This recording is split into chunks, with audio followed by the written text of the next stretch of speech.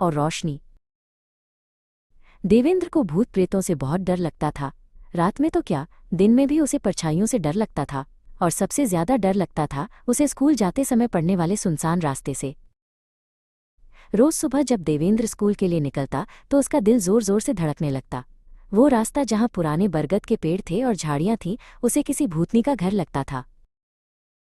एक दिन जब वो तेजी से उस रास्ते से गुजर रहा था तो उसे हल्की सी सरसराहट सुनाई दी। उसने डरकर पीछे मुड़कर देखा। वहां कोई नहीं था, पर उसे लगा जैसे किसी ने उसका नाम पुकारा हो। अगले दिन उसे रास्ते में एक चमकती हुई चीज दिखी। वो एक छोटा सा सुंदर पत्थर था। देवेंद्र ने उसे उठा लिया। उसे लगा जैसे किसी ने उसे ये तोहफा दिया हो। कुछ दिनों तक ऐसा ही चलता रहा। कभी उसे रास्ते में गिरा हुआ पेन मिल जाता, कभी उसकी पसंदीदा टॉफी। देवेंद्र को समझ नहीं आ रहा था कि ये सब कौन कर रहा है। उसे लगा शायद ये वही भूतनी है। एक सुबह बहुत बारिश हो रही थी। देवेंद्र के जूते कीचड़ में फंस गए। वो गिरते गिरते बचा।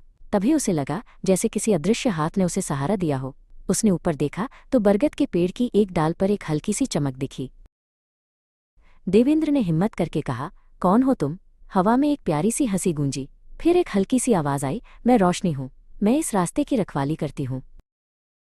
रोशनी ने बताया कि वो कोई डरावनी भूतनी नहीं, बल्कि एक अच्छी आत्मा है जो बच्चों को सुरक्षित स्कूल पहुंचाने में मदद करती है। वो बस थोड़ी शरारती है।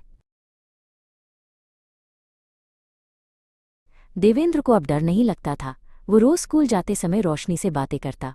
रोशनी उसे रास्ते में गिरी हुई चीजें ढूंढने में मदद करती और कभी कभी उसे हंसाती भी।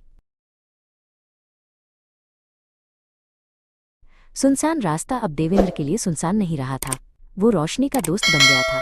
उसे समझ आ गया था कि कभी कभी जो चीजें डरावनी लगती हैं वे असल में बहुत प्यारी होती हैं।